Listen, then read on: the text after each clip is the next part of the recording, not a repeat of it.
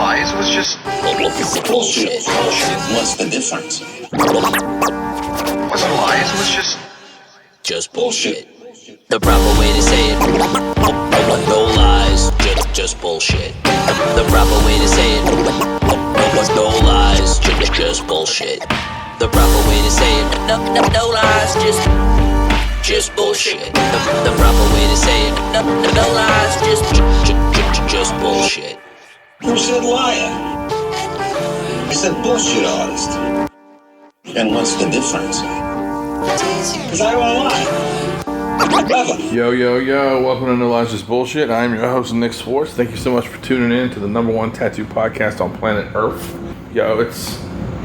I got a goodie for you, but before we get into that, you know the deal, AllianceTattooSupply.com. Alliance Tattoo Supply, I just ordered gloves from them personally Friday. They got everything you need. You need gloves, you need lineage needles, top of the line products, you need disposables, you need thermofax paper, you need table drapes, whatever it is, they got you. AllianceTattooSupply.com. That's where you go. You just surf it, just check it out, just look at the site, and maybe something that you get somewhere else, you can get a better deal, so on and so forth. It's AllianceTattooSupply.com, and when I mentioned that, AllianceTattooSupply.com or Alliance Tattoo Supply supports No Lies Just Bullshit, which means they're also supporting Shenandoah Rose. Or if you're not familiar with the Shenandoah Rose, that is the 25th anniversary party and mini tattoo fest for Alley Cat Tattoo. We're having it at the shop. We're going to have 20 of the greatest tattoo artists on the planet, legends like Larry Davis, legends like Mario Days, legends like Timothy Hoyer, Michael. The whole lineup: Kylie Green, Mac Tyre, Kurt Bear. Look him up. Just look him up. Look up Kurt Bear, y'all. Mike Brummett, cleans tattoos in the East. You know what I'm saying? Will Lolly, cover-up king, legendary tattooer, been tattooing since he was 12, like a doctor. It goes on and on. Yoni Zilber, come on. Juan Puente, come on. Christian Lane. It's going to be bananas, okay? Brian McNeil coming from Europe, okay? It's not to be, we're going to have food trucks. We're going to have a great time. So thank Alliance for supporting all those tattooers and supporting us. August 7th, 8th, and 9th, the dates of that. And I'm really excited. To celebrate. It's a historic 25 years, man, for one of Virginia's premier tattoo shops. Top of the line. It don't get no better, and we'll be welcoming a ton of our friends to just be there and be part of the experience and be part of the camaraderie, and you can be a part of it too. I get new people tell me all the time they're coming down. So you want to get tattooed, you want to look at tattoos, you want to talk tattoos. This is a tattoo event, y'all. So just come see us and show out, have a good time. What else we got? We got Norfolk Tattoo Convention, JD Crow Show. 13th of November. We'll get more into that once we're over the Shenandoah Rose. This week's episode, 400 and some. My man Dave Cavalcante from Jinx Proof in D.C. Man, the first time, Dave's been on a couple times, and we talked timeline, and I felt like it was all a little brief, and so I asked him, I'm like, hey, I'm a big fan of the Inksmith and Rogers era of tattooing, and the look and the legendary tattooers and all the people, and obviously Paul Rogers, Eric Inksmith, Angelo Miller, Richard Mac Bibby, tons and tons of legendary names associated with that brand. And so I was just going to ask him one, maybe two questions, and man, he delves in, you guys. He delves in and just talks about how he got there through his previous job at High Roller, which is a legendary New York shop, and just, he's a gentleman. I've said it for years. He downplays it, even on this episode, but he's the most connected guy in tattooing.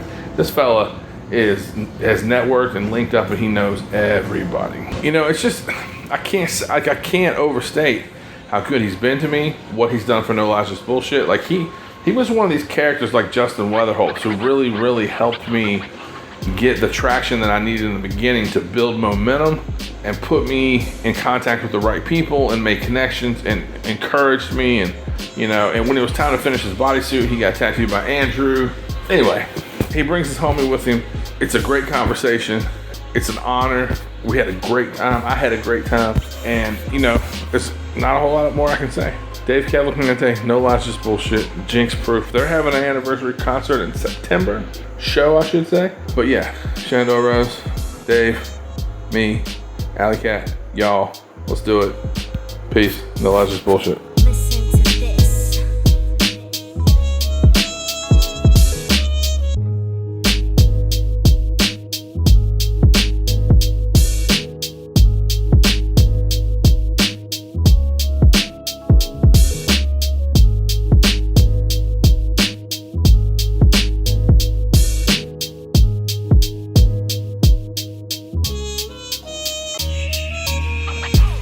Have you ever listened to this? I'm listening. Yeah.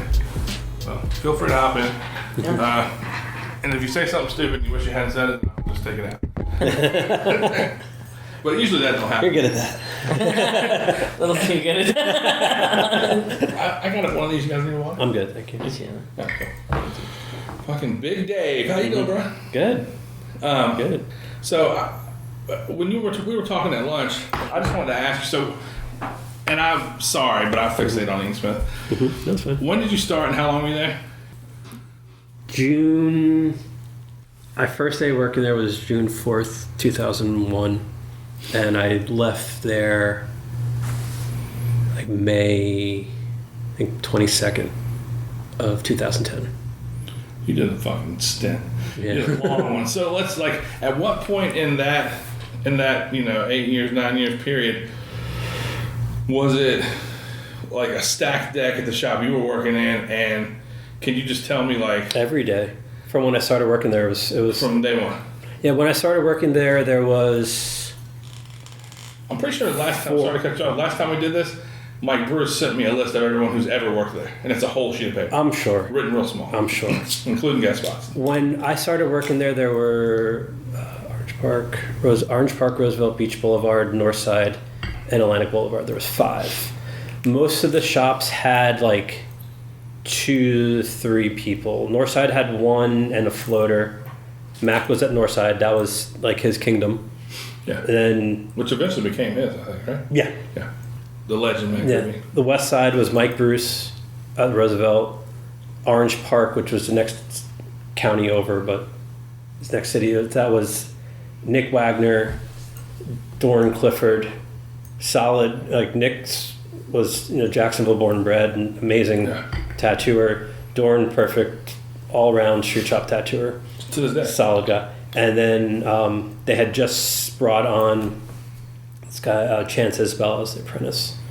I would go work there like 1 or 2 days a week, floating when I was started tattooing. And then Beach Boulevard was Jeff DeBron, Wayne Gornto, then this guy Wayne Bernard that started working. He was an old 90s tattooer, new school guy. Daytona, Florida, Tampa area guy. And Mike Wilson. Mike was still traveling a lot. I know he travels a lot now, but this is back then. He would still be traveling, but Beach that was kind of like the home base for him. He was there, a couple weeks a month. Then he would go out for like a week or 2. And then Atlantic Boulevard was George Phillips, Santana Simmons, Dwayne Crafton, and Laura Sadity. It's crazy, remember all this, the roster at every shop. And then right before Laura, like right when I started, there was this woman, Khaki, that was working there, and she moved up to Atlanta. She was married to Shay Cannon, who opened up Liberty. Yeah. So they moved up there because he was from that area, I believe. And he had worked there at Urban Tribe. Legendary shop as well. Yeah, so I came up, and then Laura was taking over Khaki's position, and Mike Kepper eventually came over. He was working for Eric Jr. at the time. Oh shit. But and then all of us would kind of sit in at Eric Jr.'s at the flea market periodically if we, make some money, make some little extra cash. Like Mike Bruce would go there a lot, so I would go there, hang out, and then I started when I was just started, because I moved down in June and then started doing some tattoos, on apprentice tattoos. Yeah. And then middle of August is when I got my first shifts at the Roosevelt shop. And that's when I started tattooing customers. And then, I would go sit in over at the flea market and tattoo. You gotta expand on that a little bit, please. So Eric Jr., Mike Bruce, you're kicking it at a flea market. Yeah, and then that was when Pete Raises, Thomas Asher was working there. He started working there not too long after. Pete Raises and James Bowie were there as well. Like they had Pete, James, myself, and Chance all came up within the same year or so, and then not too long after, like months after, like maybe months, a year or so after that, that's when Pete and James moved over to Inksmith. They basically like cut their teeth down. Yeah. At the flea market. It was one of the. It wasn't like an outdoor flea market. It was one of those. No, I understand. Yeah. It was like we're not going to think about Happy's, and it was like. Yeah, it was like it was kind of small, booths, a small mall, but a booth just booths inside of an old grocery store. It's like a permanent convention kind of thing. Open only during the week because the weekends are the outdoor ones. Yeah. And it was in the hood, so it was like his shop was next to the place you got gold teeth, which was next to like the seedy place. That's the place where you got gold teeth. I didn't get it at that there. That's where I met. It was Greg and Pearl that had that. Then Greg left and did his own thing. Yeah. And I got tattooed. I got my teeth at Greg's place initially with Jesse Gordon. No, I brought Eli and Bert there. Eli Quinters and Bert Crack. I brought them there, and then Ghetto Josh and Jesse. Me and him went down there. Everybody's getting golds. Yeah, why not? Actually, one came out about 2 weeks ago. One of yours? Yeah, I didn't even realize it. I was eating something and it felt metal. I took it out. I was like, oh shit, my teeth. I had to look in the mirror because I forgot I had it because I got my first one. It was like one of the first ones I got like in 2008. And so it's just like cemented over your tooth. Yeah, what they do, it basically takes a cap, like anyone would do, like take it on off. They cut the sides so they could kind of crimp it around your tooth, and they just put like high-end dental cement. Yeah. Put that in, bite down. So it lasted me almost 20 years. Oh, fucking time. Yeah. But when it came off, there's no damage to your tooth. No, It was fine. no, it's lucky. Yeah, that's Yeah, because it was a full cap too. But I remember getting my teeth cleaned the day before, so it was good. So yeah. What'd your mama say when you came out with them golds? Oh, she hated it. But by then, I was already in. I was already. I think. I was already had all the tattoos and everything, so I shouldn't. It's like, what else can I do? But I never asked them for money. I was living on my own. Yeah. I was living, 1,000 miles away. So man, there's a huge currency in itself of not doing what you want without approval, but not asking for anything. Mm-hmm. Andrew and I were talking about it today. It's like in the country, you're expected to just move on. Like I've referenced this before. And I say that because I know you listen to so many of these, but AJ was telling me one time, it's like on Long Island, he was talking about his sister being rebellious and moving out at 21. And I was like, we're asked to leave at 18 in the country. He's like, no, you can't do that on Long Island. He's like, a lot of people end up just switching floors with their parents, and they go in the basement, and you go upstairs, and you start raising your family. He's like, you can't afford the taxes. Nobody can. You stay at home. Yeah. And so when you leave Long Island, first of all, you're leaving the most expensive place in America, but also just the fact that you're not asking your parents for anything, it makes a huge difference, at least for working class people. For poor people, it's like not only do they go, oh, he must be fine, but they also go, I can't tell him how to live because he's not asking me for anything. Yeah, I left two months before I turned 23. And that was super regular. No. Oh, that's super. You're leaving early. I left. You left early. Well, I think what AJ is referring to is, like most people, I don't say most people, a lot of people on Long Island, they just, or most places, they just kind of, they grow up, they stay. Nice. And they move, or they move around where they're from, but they're not leaving the immediate area. So the only people that I knew back then that, like, you left Long Island because you went to school out of state or out of town, and then you stayed there, or you came back, or you left the island and moved to Brooklyn or the city Sure. I didn't really know too many people that left and went, to completely different side of the country. Right. And to start a life on their own. Yeah. So when I moved down to Jacksonville, I only knew Mike Mike Bruce. Wilson. Oh, Wilson. He's the one who... Because he's becoming a high roller. Yeah, he's the one who brought me down. So I didn't know anybody. And I moved down, and he wasn't even coming back to town. He was out of town. He wasn't coming back to town for a few days. So he just dropped you off in there. It's basically I packed my car up, drove it down. I had an address, so I MapQuest it before iPhones. His old days. And I had the atlas too. Yeah, I drove down. He's like, here's the address for the Beach Boulevard shop. Go there. You'll meet Wayne, and he'll take care of you. Okay. Man. So I roll down there, and he's there, and That reminds me of the jewelry selling days for me. It's just like you showed up places, and it's just like people either said did what they said they were going to do, or they didn't. Mm-hmm. But there was like a unknown element to every fucking road trip you ever took. Yeah. Well, now it's like things are so planned out that there's. I say I'm not the guy. I'm not. I can't help but compare. I'm not saying it's better or worse, but I'm saying that I felt a sense of freedom when you couldn't find me every minute of every day that I don't experience anymore. But people aren't used to that. I feel are used to that now. I feel now, looking back now, being like that was way better then. Yeah, it's one of those things you don't know how good it is till it's gone, Correct. Or you're are you living in your salad days, but you don't know it when it's actually happening. But also, man, to come from a normal family in a, your dad owned his own business. Like you guys, It's working class, yeah. Yeah, you're like, to go, I'm going to show up at a tattoo shop in Florida and hope they don't kill me. Basically, because in those days, it was not... There were definitely those biker elements down there, too. But obviously, knowing Mike, he's not going to steer me wrong. And But so, you're still a young enough guy that you're walking in there at 23 going, okay. yeah. Well, yeah, I remember driving down. I had gotten a hotel because I was like going to get there at, later in the night. Middle of the night, yeah. So I got there, got a hotel the next day, just went to the shop and met Wayne. Had like the second night in the hotel. Then the third night I was there, I stayed at his place.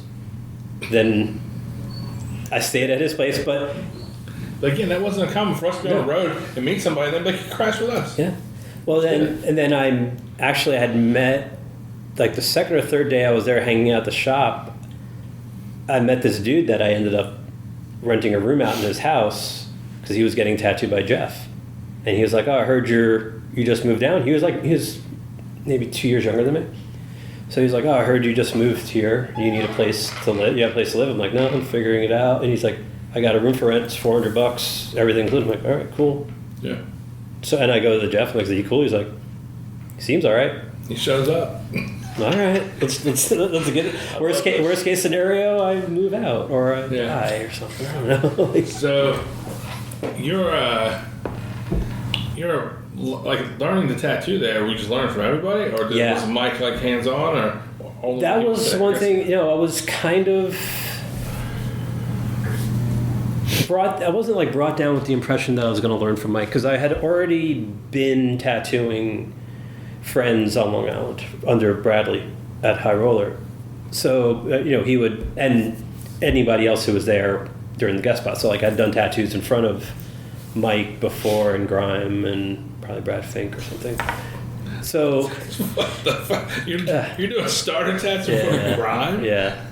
Do you want to kill yourself? Yeah. Or did you not understand? I didn't. I knew the pressure, but it was just like also you're like it's not going to be good. And were they encouraging you? Yes. Or they just like, all of them were. That's a completely different thing. Yeah, all of them were. Everyone was overly encouraging. That was probably. It doesn't surprise me at all about Mike. I don't know Grime enough, but it doesn't at all surprise me about Mike. Mike is a genuinely good person. Yeah, and he wants good for everyone. Yeah. Well, Micah was earlier that year. I was getting tattooed by him. He had come up. It was like January. It was January in New York, so it was cold. It wasn't super busy. He had a couple appointments, but nothing crazy. So I got tattooed. I'd always get tattooed whenever he came up. So I was getting tattooed, the dragon across my traps, and I had just kind of started learning. And he's asked me how it was going. I was like, it's great, but I wanted to get out of New York. I was thinking at the time of either trying to go to Philadelphia or Arizona. And I was like, hey, I know you know Eric Perfect. Can you see if, hook me up with something down there or whatnot? I knew Eric also through Mike, but only from a couple conventions. I just had a flashback of that breakfast that we had. I don't know if we'll get into that, but keep going. It was a wild day. But I'm like, all right. And he's like, yeah, I could ask them, but he's like, do you want to come down to Jacksonville? And at that time, Inksmith is growing its brand very intentionally. We've got 4 shops. I don't think it was intentional. I think it was just that was the thing. Like, because it was only one shop up until like the mid 90s.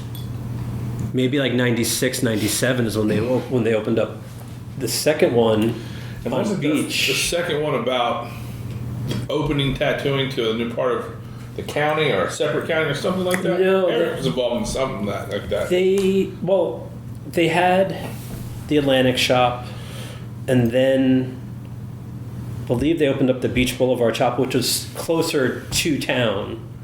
It was like right over the bridge from downtown. So it was there, and there was another guy, Robbie West, who was like direct competition for Eric. He had a bunch of shops. He had a bunch of really good tattooers that were there, but Robbie was on the west side of town, and then Eric was able to acquire like two of his shops, the Orange Park shop and the Roosevelt shop.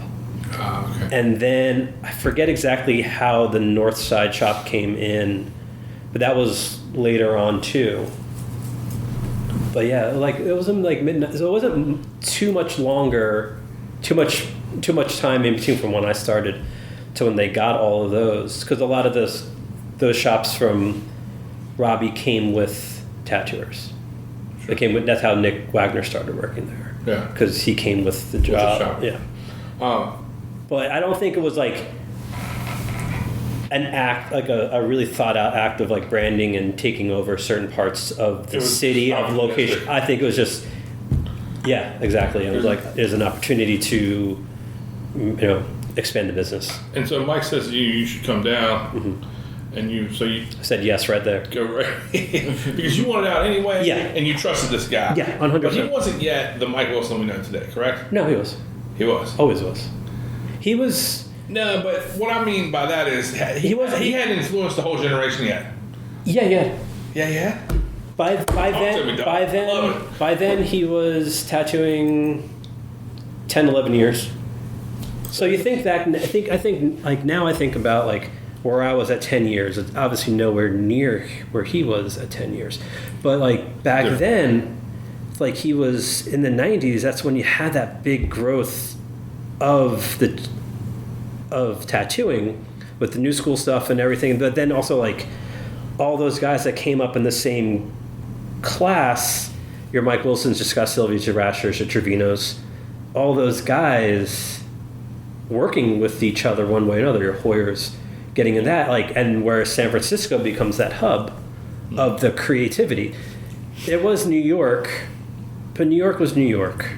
It had your Ledgers, your Eric Desmonds, your Elios, but they still like held on to the core classic East Coast tattoo. Yeah. Whereas I'm not saying New York wasn't experimental, like because you had Chris Garver just blowing your mind. Right. By then Eddie was in San Francisco. Sure, but he came out. Eddie was in New York in the early '90s. Yeah. But San Francisco, all those guys were. Eddie was their guy. Yeah. because they were working with him, they were learning from him. He had just left Tattoo City where they were learning from Ed and all those guys. But yeah, like Mike was. I got introduced to Mike in '99 from Bradley. Like I'd seen his name in magazines, but I got introduced to Mike. He was the tattooer's tattooer, and he had his name from traveling all over. Yeah. So, but also then when this, but then you look through his portfolio. It had your classic American traditional. It had your new school. It had your new fancy neo traditional. It had portraits in it. Yeah. It had straight up Japanese. Yeah. It had your plethora of everything, and also little walk-in stuff. Yeah. You could do everything. And I love that. And then see that from any the fact that you show everything that you do is just it's not you're saying because Instagram or whatever can be an illusion. They used to be a portfolio, but it can be a veil. It can be like, well, this is how much I'm showing of what I want to do or what I am capable of. But guys like you and Nate, Nate Smith, you put it all on the table. Yeah. This is what my week looks like, and I love that, man. I think there's a lot to be said for that. So it shows the integrity as a craftsman, in my opinion. Well, that's what's funny when you watch. I think it's funny when we watch like Ink Master and all that, and you have these people that are trying to be the best tattooers of this craft, and then they bring on, great people, great tattooers, especially the past few years. But then you always have the people that are the black and gray tattooers that got to do a color one, and they freak out. Obviously, it's hardly for TV, but they're like, what do you expect? I feel like with all that, it's like, you want to be this title of ink, you should be able to do everything. Like exactly. Like we talked about at lunch. Like you have to, like back then in those times, people weren't bringing an image on their phone. They wanted to come get tattooed. They might not have known, so they'd walk around, looks on the walls, and you guide them. But you had to be able to do what they wanted, or you weren't going to eat. Also, when I started getting tattooed, mid-90s, ancient art, they would almost completely do every tattoo in black and gray before they colored it. So what you end up with, the heel product was like a fucking sticker. It looks so much more dynamic than something than a tattoo that the tattooer made a choice of. I'm doing this traditional, or I'm doing this. Like they had you could say it was new school, but it could be crow flash. Yeah. But it was just, everything was just, the shading was black to gray, soft gray, and then color on top of it. And you end up with something that was very uniform product for people, just universally thought the best tattoos are coming out of ancient art, 1220.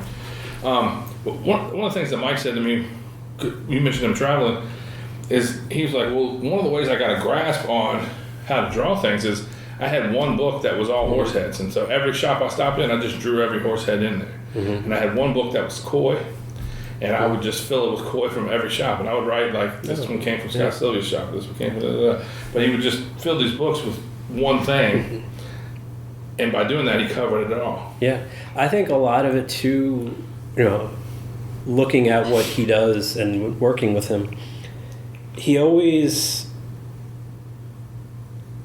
thought a lot of like his best tattoos were on the road, because he had to draw it all.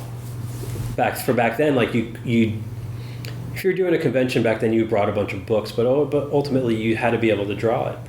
So because they walk up and they tell you. So he's traveling all over. You can't bring all your stuff. I remember he had like a codex binder, of reference, but overall, like he would always just draw. And even like, I remember I was cleaning out a whole bunch of stuff, and I came across an old sheet of tracing paper that I had that he had a whole bunch of sketches on, and he had a lot of, when he was just not doing something or in between appointments, he would just be doodling. Is that the one with the the skulls? He's also interested in everything outside of tattooing as well. So the first time he came here, he walked the building. He went, "Man, you guys got 3 different cooling zones in this building." He's a very technical person. Talking about our thermostats, he'll fucking draw out the hotel room he's staying in. Or he'll draw the booth he's working out of. Or he'll draw. It was always fun when we would think about any type of renovation to the shop or whatnot, or you know, anything, because he would draw out all these plans and it'd be very technical. He had old like notebooks from his like shop classes from high school, and there was like broken down, like this screw goes into this, like a very technical drawing. Yeah, he's got it. You know, he thinks in many other ways than we do. Yeah, and that's a compliment. He's a nut too, man. He's the best. He's the best. When we were down the street, he had called me. Like after his second visit, I just gave him a key, and because sometimes he'd want to come early and work on machines or something. And I walked in there one day, and he was sitting fucking on the couch with his foot in a trash can full of ice because he'd been on the road for so long, it was swelling, it was bothering him. And he was like fucking putting together coils in his lap. I'm like, what are you doing? He's like, oh, you know, just getting his foot on ice before I got a tattoo all day. And then one day he'll call me up and he was like, hey man, I gotta get these 3 dogs from Florida to New Jersey. Can I just crash in your shop? And I'm like, certainly. You can certainly just crash at the shop. He just let himself in. One of the like extremely low maintenance, like doesn't easiest easiest person to work with. At the 20th, he'd come off the 20th, and I walk in the night before the convention, and everybody's of course huddling around him. He's eating a sandwich. Like, oh, you got Chick-fil-A? You don't even give me nothing. He goes, look, and he's got a fucking 100-piece nugget. He's like, I got it. Fucking hilarious, bro. Yeah, he was yeah. But anyway, very fun to work with, and like I definitely look back on all the things I missed out on that I should have taken advantage of more. Sure. But you know, I'm a stupid kid in my 20s. But you had that's what I was say. I had a crew of people that I worked with and lived with. Yeah. You guys were like. It was a crew. It was a crew. Like, you know, like all right, Thursday, like, you know. I think because when I got there, it was that group. Then some people had left, and Jeremy Swed came about maybe 6 months after I started working there. Then Cody Miller came over from California, and then Rennie comes down not too long after. And I think once that crew came in, then because people were more closer in age, and it'd be like, if I'm gonna go, like it's a Wednesday night, I'm at home or whatnot, I'm gonna go out, I know I could go to this bar, I'm gonna run into someone, and then certainly that one person's gonna be within an hour or two, everyone's gonna be there. And again, it's not even like we're calling each other up to go. It's just like, no, we just these out of the 100 bars in the city, out of the 5 that we go to, we know we're going to be at one of those type of thing.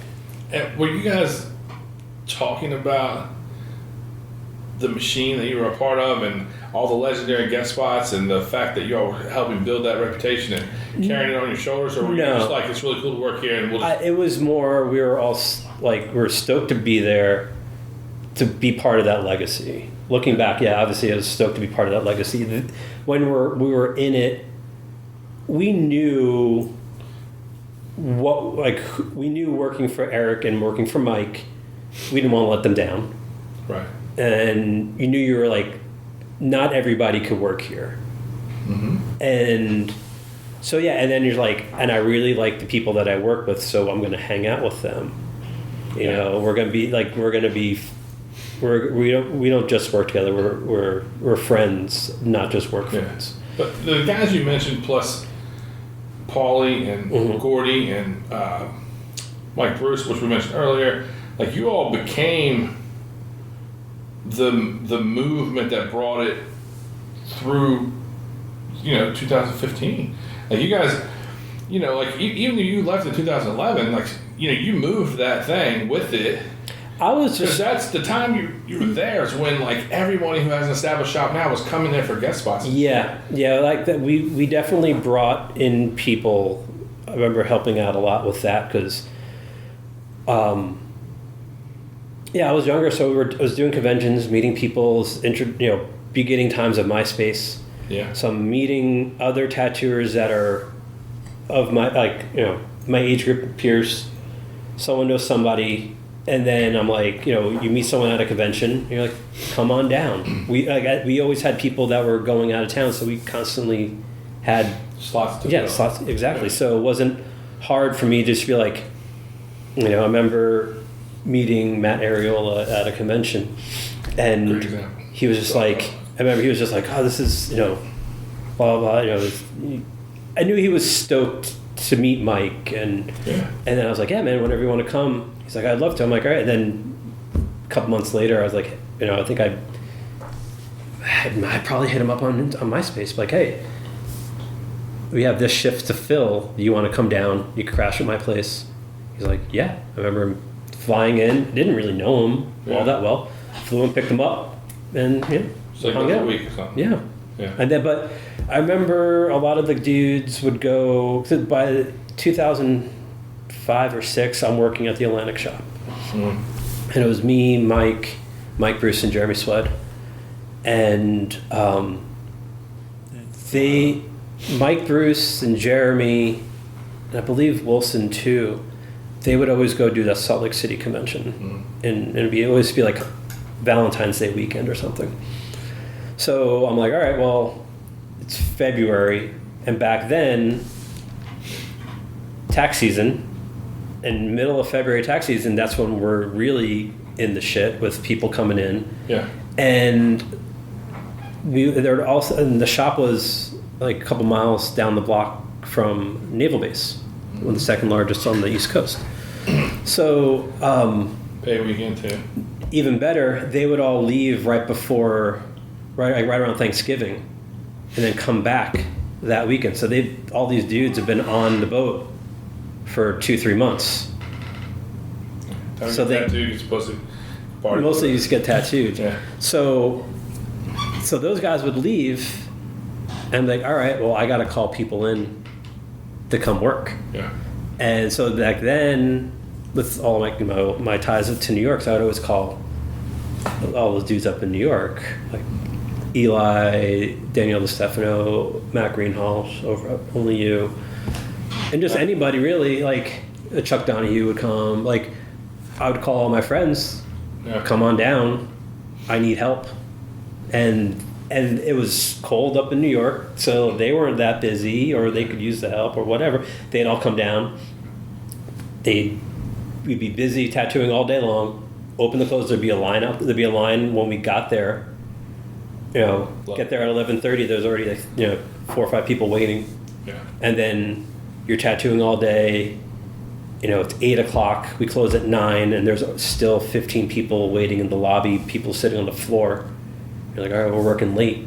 Yeah. Because we got to get these people tattooed. And Yeah. we're younger, we're hungry, we're gonna stay till, like, no one had, or, you know, those guys are visiting. I was single, I didn't have a girlfriend or anything, so I'm just gonna sit and I'll tattoo all day long till 3-4 in the morning. I don't care. It was. Yeah, this is the best. So a lot of that was fun, you know, and you're just doing flash off the walls. But those That's dudes stuff I are don't book. now like in legendary Yeah. positions, all of them. Matt is the fucking best. He's dude. amazing. That's He taught me a lot just about keeping your body healthy.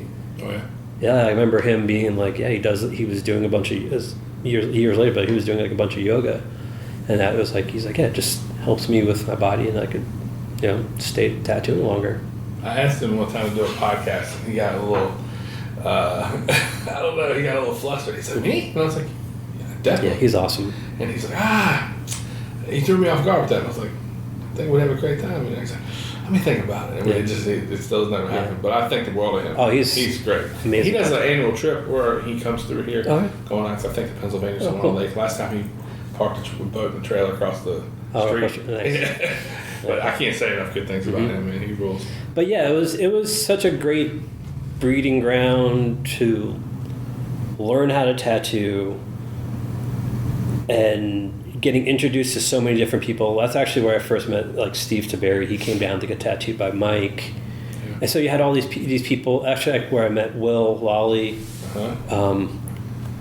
a lot of people. These are legends. a lot of people, like, 'cause they would come through to either, to get tattooed, or a friend of theirs was getting tattooed and they came with. Yeah. So yeah, it was great, Tell me a little more about the flea market if you don't mind. only did a couple days there, but it was great. It was Just even hanging out there. Like, what was the clientele like? What were they getting? Was it ghetto? oh yeah. Was it white trash or black? Or? No, it was black. It was hood. That's right. Like, That's just. It was great though. It was like Evil Dawn and Victory Flash up on the walls. Like, you're doing names for $35. Like single pass. Yeah. You would do. I remember working there. Just. Still cutting my teeth, so I'd work there and. Do like 10, 15 tattoos on like a Thursday afternoon. Yeah. Well, was it rowdy or was it? Oh yeah. Yeah. Yeah. Was it not dangerous? Or could be? Oh yeah. Talk to me, Doc. It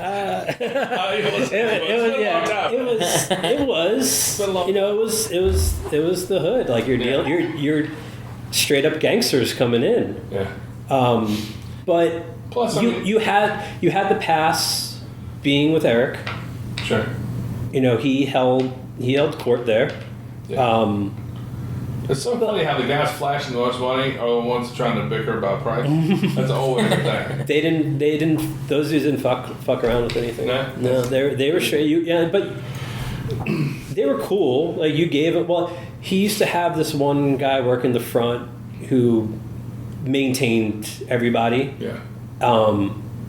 So he would just like give you the stencil and you just do the tattoo. Yeah. Like, it wasn't anything crazy. Okay, like, so there was sort of like a. He priced things. He dealt with all that. And then, yeah, the shop guy did. Yeah, because back then I think Eric had 2 shops as well. So, but yeah, it was a trip. It was fun. It was definitely a lot of fun working there. Certain days, it was fun for me because I wasn't working there full time. Sure. I'm sure it would be a little different if I had to work there. Put your toe in a little bit. Yeah, Yeah. Like, you could talk to Pete about it. I'm sure he has a lot of good stories. Yeah. But yeah, it was. But it's like you're doing $35 tattoo. Yeah. I'm making probably 40% on that. Sure. But again. But if you do 11 of them and you're 24. I don't care. Well, I don't care because I just want a tattoo. Yeah. That was it. It wasn't really like I just got to get the reps in. Sure.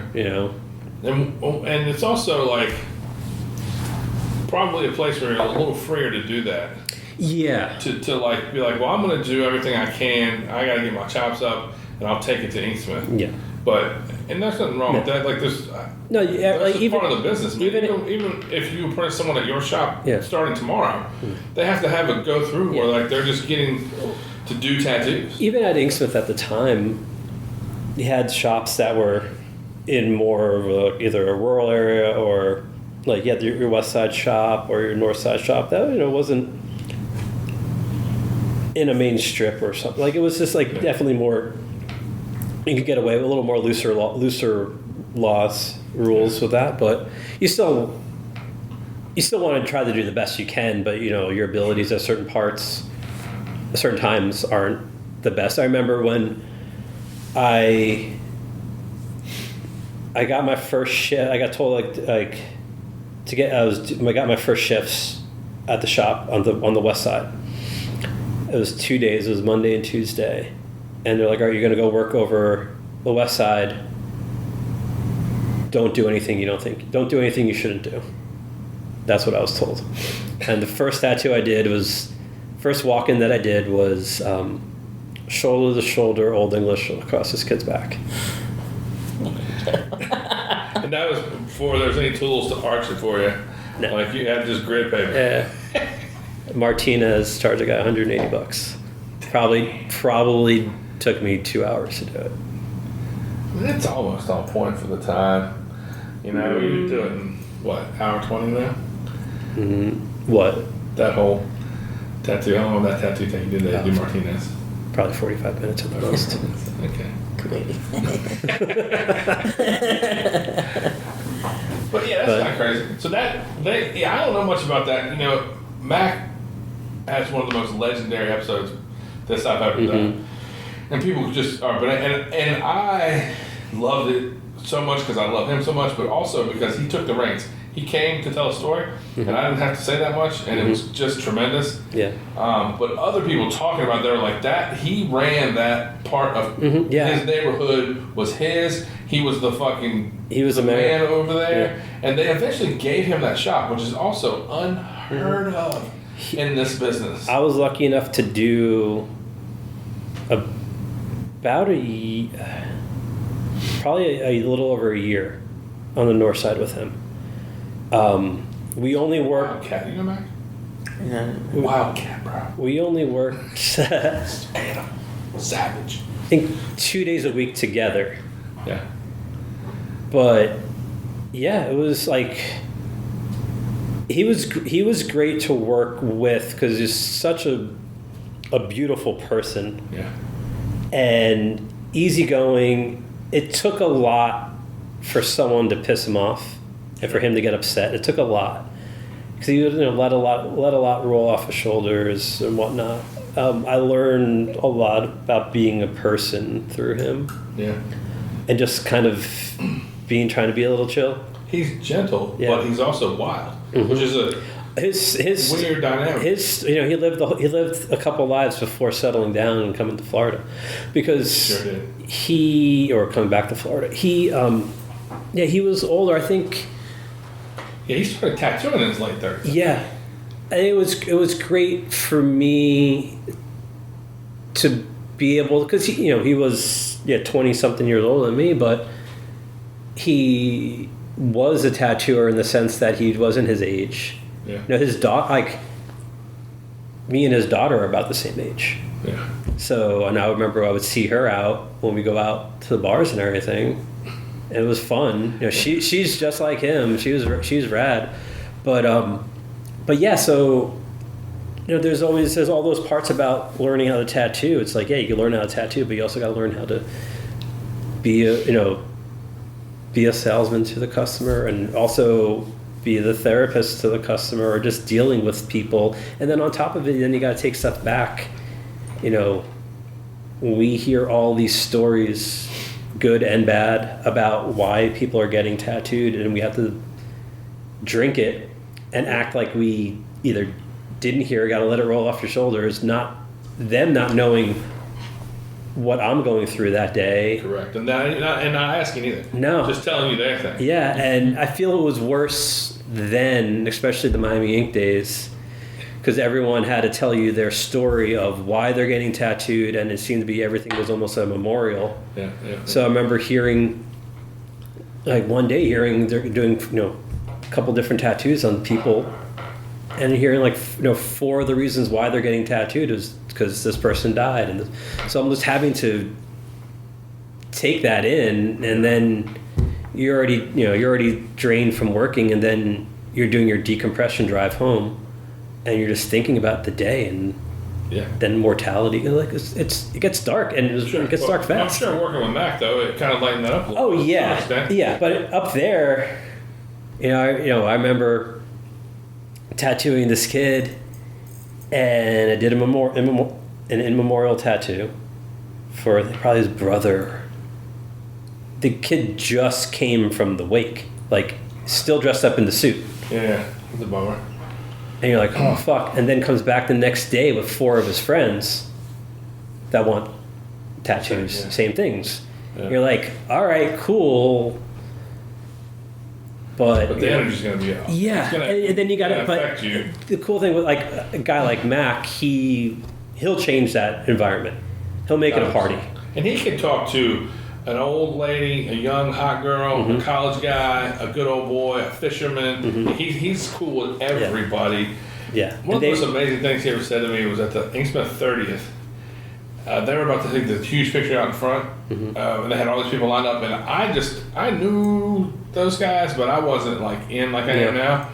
And so I was off to the side, kind of by the parking lot, and he pulls up and jumps out, and he has got brand new black boots on, brand new black jeans on, and he's tucking in his brand new black button-down shirt, and he's got a black cowboy hat. And I was like, damn, Mac, you look sharp, bro. And he goes, Eric Kingsmith told me to dress for the job I want, not the job that I have. And I want to be a cowboy, motherfucker. And he strolls right over there and fucking gets in, just gets right up next to everybody. He's just like, boom, in his outfit. You know what I mean? He's just a special guy. Mike Bruce had that also, that special technique of being able to talk, gift the gab, being able to talk to anybody. Yeah. We were talking about heart tattoos the other day, and Jake was just like, Mike Bruce heart, this can be the toughest fucking thing you've ever seen. Like, you're like, yeah. Actually, we got this rose. This is 26 years old now. No, 25 years. Yeah. Oh God. Still perfect. The magenta and the orange. Like, that was perfect. Yeah. That thing's amazing. Still glows in the dark too. It's Florida orange goes on their black light. Mike Bruce, the legend. Yeah. I'm sick of saying nice things about Mike Bruce. Mike Bruce, kiss my ass until you kiss me. Yeah, he's I remember when I first met him. Probably like the first week I was there. He came to get tattooed by Mike Wilson. Got a rose on his forearm, and hit it off right away. I remember he was just like. I remember seeing his car. He had this bumper sticker on his car of this obscure band. And the reggae band? No, it was a band that just makes noise. Okay. And and I was like, oh, you like the Locust? He's like, yeah. And then he's like, do you like these bands? And named them off. I'm like, yeah, I like those. He's like, we're gonna be good friends.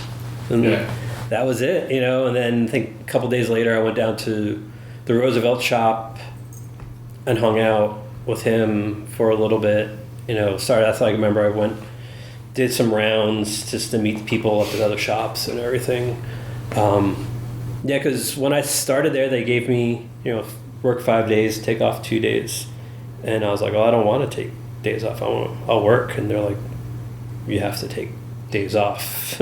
Looking back now, I'm like, yeah, it was smart. But back then, no, I just wanted to do everything. So I would go, my days off, I'd go to the other shops and just sit and hang. Can you help out when you need to? Grab a phone when you can, or talk to. Yeah, well, especially with Mike, he was at the West Side shop, and he was the only one that worked there. Just like Mac at the time, also on the North Side, he worked there by himself. Yeah. So when I came in and started to tattoo, then I was working on the West Side. Monday and Tuesday, because those were the days that the shop would be closed, because Mike was working Wednesday through Sunday. And if you're listening and you've never been to Jacksonville, the biggest city on earth, and the West Side is a fucking 40-minute drive from the North Side. if you're lucky. So it's ridiculous. Yeah, so I lived like in the center of the city, so I was able to kind of get everywhere pretty, Yeah, but half an hour. Even if you're in the center, you're not close to anything. No. You're just at a central. It's like it was the middle. It was central to get there. But where I live, that's where that's where pretty much everyone. Most of us all lived in like the same neighborhood, or most in one neighborhood, some in the next neighborhood over. So getting together, or you lived at the beach. Yeah. So if you lived in town, that's when you would be like, all right, we're gonna hang out after work. We're gonna go to this show. We're gonna do whatever, so.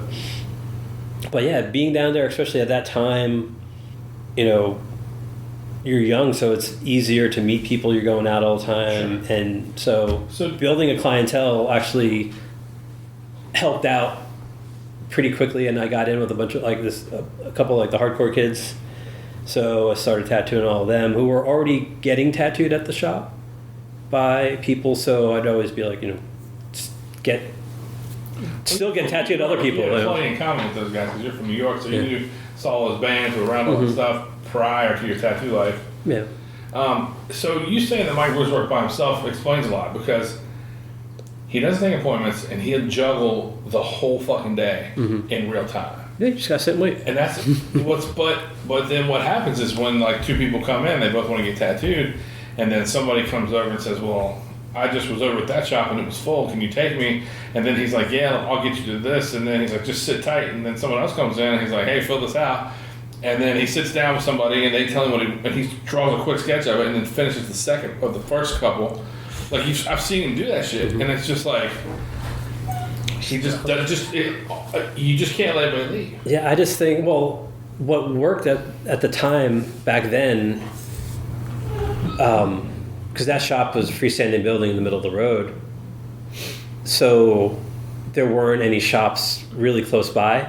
Yeah. So if you drive all the way out to that shop, you got to sit and wait, because then you got to get in your car, drive to the next one, hope they have time, and if they don't, then you just wasted 20-30 minutes getting to this place. Sure. Or you could just sit and wait, you'd be like, we'll be with you in shortly, or but also at that time, to this day, but back then there weren't nearly as many shops as there are now, so you're working at one of the better shops in town, so yeah, the people are going to come to get tattooed by you guys, or not anyone else. Yeah. You're going off the reputation of the shop. So Angelo wasn't there when you started? No, Angelo moved down there. Did you know him from Long Island? I had met him. No, I didn't know him there. I had met him once on Long Island when I was at High Roller, and then when I had moved down there, because he was already in North Carolina. When I moved down, that was not too long after I moved down there. His shop guy was getting tattooed by Mike, and he came. That's why I met him again for the first time. Gotcha. There. And then probably a couple years later is when he moved to Jacksonville and was working for at Livewire Tattoo for Jason Harms, who used to work for Eric in the 90s and early 2000s. So Angelo was, I remember hearing that he was working there, and like, all right, but then running into him outside of work one night, and then he started coming by, hanging out. We would go by Jason's and hang out, like me and Mike would go by there, or Mike Rennie would go there, stuff like that. Yeah. So, we were friends with him, and then when we had started renovating the shop, and he was coming and helping out, because he loves to do that type of stuff. Yeah, he's doing that stuff. So and then it just was kind of a fit, We weren't really looking for someone, but we were all busy enough to where it would be fine, And did Richard Stell work there when you worked there? Yeah, like I got the tail end of Richard work, because he came over a few months before I left, and so I got to work with him for a little bit. Because he initially came over to work part-time, pseudo-retire, and and then he was working at Atlantic for a minute, then went over to the 3rd Street shop, but then they had opened up that one at the beach. Who was his in, do you know? Was it Mike? Mike. Yeah. Mike used to go work. Just because Mike, Richard just has this reputation of being such a savage, and Mike is not that guy. Mike used to go work for Richard in the 90s. I've seen him drink twice. Never seen him drink. Never seen him talk about getting. He doesn't. Anything. No, not his thing. I've seen him drink twice in my entire life. Yeah. Known him since '99. It's crazy. Yeah, but no, Mike used to work for him in Dallas for a little bit, because back when Eric really only had like the one shop, he would Mike came up not too long, 92 or so. It was just Eric. I think Debbie was still there, and like another guy. Back then, the Atlantic shop was just to where the bathroom was, right. Where the office. That was the shop. Yeah. That space in the back where Mike Bruce works out. It's an addition that got put on years later. Yeah. So. I actually have an old ass picture right there. Yeah. And the car in the parking lot. Yeah, I'll fly.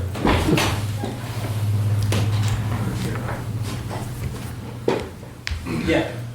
Yeah, it's the front end. That was the back. Yeah, because I used to work in that back station, the one that's the piercing. Yeah. My station. That was Jason Harness. So Look at this prick. that was at the what's it? That was at the Mayport shop. One down. Let's turn it around. But yeah, we Thanks for indulging. I was thinking. no. The I forgot what we were talking about. Oh, Richard. Richard, yeah. So yeah, Mike used to go there, but so Eric used to send Mike out to go work at other places because Eric could only teach him so much. Yeah. So that's when he sent up to Philadelphia and was working up there, meeting perfect. Would go out to San Diego, work for Dave Gibson. Would go up to San Francisco, and he worked up there with Erno for a while, and then was over at 222. When you hear that, it's just no wonder that Mike is Mike. You know what I mean? Exactly. Those people can't make a Mike Wilson, but Mike Wilson, being who he is, can take from those all those experiences. ingredients makes Mike Wilson. Correct. Like then going over, and then doing all those conventions back then, there were a handful of conventions in the country, so he would go work conventions, meet people, and then from there would worked in You're meeting the people because there were so few conventions. And he had, and then you're going to Amsterdam, working over there for a while, and then just so it's like having also the connection to Eric and to Paul. Yeah. Doesn't hurt with the old timers because they see that and they, and then Mike being Mike and being able to do those classic tattoos perfectly at a time when no one was and people weren't. You had your Eric Moskis that were holding onto it and plenty other people, but mid 90s, the traditional stuff they're making it fancy. You weren't. Well, they were turning it into this. Yeah, they're wall to wall color. Yeah. Not like Eric was always doing the wall to wall color, but it was at the white highlights and everything. But yeah, so your classic ones were your older New York guys that were doing the Jonesy Flash and all that. But and then on the West Coast, Eric Moskey holding on and carrying that flag, Perfects and Eddie Jr. Man, this my buddy Dalton, who did the mural out here, he did our door. He's a great sign painter in Richmond. He's got his friend Vinny from New York, and he's covered in tattoos, and he's a savage, just Italian guy with a crazy accent. And he called him the other day while he was here, and he was like, "Oh, Nick, yeah, I heard you about your show," talking to him. And he's like, "You want to talk? We'll talk." He's like, "You ever hear of a guy named Big Joe Kaplan? Yeah, he did my chest." Just going on about that, But yeah, that stuff still exists in New York for sure. Oh, it does. I think, and then you have your, Rich holding on to that and keeping it going and getting Joe's grandson working for him now, or if you don't know if he still is, but it's funny even that my connection to that one, R&D. That my dad used to rent the space in the back of this one guy's store, which was 2 blocks up from R&D, that shop. And my doctor growing up was the doctor across the street from that tattoo shop. Sure. And then Dynamic Tattoo on Long Island, that was the shop that was down the road from where I grew up, next door to the pizza shop we used to go to every Friday. And the tattoo shop was right there. Right there. I remember we'd walk past it because it was the pizza shop in Friendly's. But going there, my dad always walking on the inside to block me from looking at the tattoo shop. Not like I was going crazy, but no, but it was interesting. What would it be like? You have all these designs on the walls and neon and everything. Yeah. Definitely a couple motorcycles parked on the street in front of it. Candy store, basically. Yeah. So ice cream. Ice cream. Yeah, So, but yeah, it was a trip. And then obviously learning the history of Dynamic and knowing Angelo coming from there, and years later, working with him, becoming good friends with him, and then Eric Desmond, the same deal, and Mike Ledger, Eddie Deutsch, Alex Herman. Yeah. It was pretty it's pretty gnarly when you think about all that. Yeah. There's how close it was. Well, I've always said Yeah. you're the most connected guy in tattooing. Not as much anymore, but Well, I keep my But you still, I think you still have a lot of those relationships. You Yeah. probably just don't. you get older. Yeah. Yeah, everyone gets older, We all and do, yeah. things, other things come around. But you know. But no, like I definitely still. Obviously, you're still always with Instagram, we're still keeping tabs on everybody, and still talk with you're still talking to people, whether you're just sending bullshit memes to each other. Yeah. You just know you're Which thinking. is still fun. You just know you're thinking about them. Well, Like, that exchange sort of brings you current, almost. You know what I mean? yeah, it was just. I do that stuff. I was just doing You that. and I do that Yeah, stuff. I was just doing that with Mike Bruce the other day. We still do that, Yeah, Mike Bruce. And but then with all of that, going back to, your crew, your gang, we had this one apartment building that we all lived in, like Mike. Well, originally it was in this one neighborhood, Springfield, just north of downtown. It was gentrifying for years, still is. It's pretty rough, and George and Mike lived there originally, and then Mike Bruce moved in there, then Jeremy moved in there, Cody Miller lived there. At one point, when I finally moved in there, it was like me, Mike, Cody, and Jeremy. So it's just like you go to work, come home, and then you go out. Then we moved Paulie in there. How'd y'all get in? Duh, bro. If I was just with my homies. Well, it was great because there was the 4 apartments on the top floor, and you walk up the hall, you walk up the stairs, going up to like one big room, and then you each had your apartments were in the corner. Yeah. So you had your own door. You went in like. Yeah, and everyone knew, like, all right, like you're in your apartment. You're cool for a little bit. Maybe like you work all day, you get home, you're chilling, and then you're like, half an hour later, 45 minutes, you get a call or a knock, like, hey, do you want to go to whatever bar? Sure, let's go. Sure. Like it was. But a lot of work still got done. Oh yeah, especially how like plenty of times being just hungover or whatnot. Yeah. You just like you knew you had to get to work. You knew you had to do it. Like, it wasn't, we wouldn't, if no one was really getting super crazy at work, work hours are work hours. Maybe like an hour or so before we close up, crack open a beer or something, but nothing, you're not getting crazy. Like, all right, it's Wednesday, 8:00, we close at 9.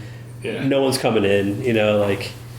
And even if they did, a beer. Yeah, like it's no big deal, but Not the end of the world. and then you're just gonna hit the bars or the strip clubs on the way home. We had going all the way down Atlantic Boulevard, from the shop to where we lived. You had the gauntlet of the strip clubs and bars, and which ones are you gonna hit, and which ones you're gonna not, and hopefully you get home by there's certain 1:30. ones hit certain nights of the week. Yeah, too. oh yeah. Like this is actually the spot on Wednesday. Or over here is on Friday. Or it's like, all right, it's Jacksonville at 9:00 on a Wednesday. Every place closes to eat at, 8:00 or 9. So You got where it. are you gonna go? Oh, well, the strip club's got good food. Let's go over there. Yeah. And then you already know everybody anyway because the girls are coming in, bartenders are coming in to get tattooed. So it just becomes a regular bar. It's not even the strip club anymore. Sure. You're just like you go to the other side. Yeah. And you're just chilling Just kicking it. you're chilling at the sports bar. You're not even looking at the girls. Yeah. You're just hanging out with the bartenders. But if you get bored, There's eye candy. somebody's talking to your house. There's eye candy to look at. Yeah. But no, it was chill. So at what point did you? All right. You at any point were you like, I'm at this shop 5 days a week, and what shop was that? That was Atlantic or that was Beach? Beach Boulevard. Well, Beach Boulevard I was at 5 days, and I was there 4 days, and I did Sundays at Atlantic. I always did. Like, did you consider Beach your shop, or did it not work that way? Yeah, no, it did. Like, when I first got there, I was, when I started, I was, shop assistant for all, like, Beach Boulevard, or if they need me somewhere else, whatever. But Sundays I would always do the rounds with Eric in the mornings, go pick up all the money, and then we'd end up at Atlantic to give the money to the bookkeeper, so she would take care of everything, and then I would just stay there and work the day as a shop assistant. And then when I started doing tattoos, I was, during the week, I had days, I was floating between, a couple of shops like, Roosevelt, West Side, Orange Park, and Beach Boulevard. And then... Were you taking your shit with you every day? Yeah, I had a toolbox. A regular handheld toolbox that I would bring in with me. The West Side and Orange Park, I was there to tattoo because it was me and for the most part at the West Side, I was there by myself. Then Orange Park was me and Nick Wagner. So I would be there and doing whatever things came in that he's said I could do. Yeah. And then I'd go to Beach Boulevard for Friday and Saturday and work the front. And if they were all busy and something came in or they said that I could do it, I go set up and do it. Do like kanji, name, small thing. And then Atlantic on Sundays, it was the same deal. I brought my stuff, and then it was Dorn and Mike Bruce working there. I forget why Dorn left working there, but then they're like, "Oh, Dorn's not here," but they never brought anybody up. That's for that Sunday. So I had my stuff, and I just started working. So it was me and Mike Bruce. That was from like 2002. So we were the two guys there on only two guys there on Sunday, and the piercer. So again, trial by fire. Get it done. Yeah, and then I was there, and then as I was getting better, I was like, all right, then we were hiring more people. Were you just a company man though, or did you ever say to them, "I want a fucking booth"? No, I would do whatever they said. I would just happy to do that. Yeah. I just wanted to be there.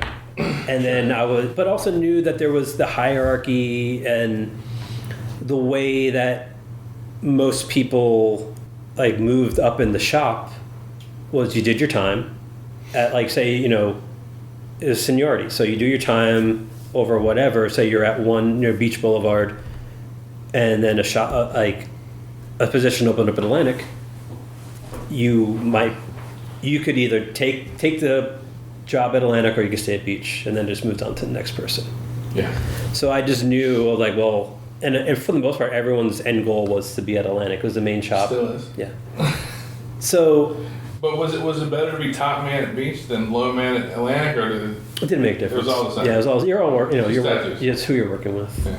And then so eventually I was at the North Side with Mac, and then that one day at Atlantic. And then I got moved over to the Beach, and still the day at Atlantic. So at the Beach, might have been 4 or 5 days. It might have been 5 days, I'm not sure. But I was there. And then by then, Atlantic was just Mike Wilson, Jeremy, and Mike Bruce. So they would float people in during the week, and then I started splitting my days.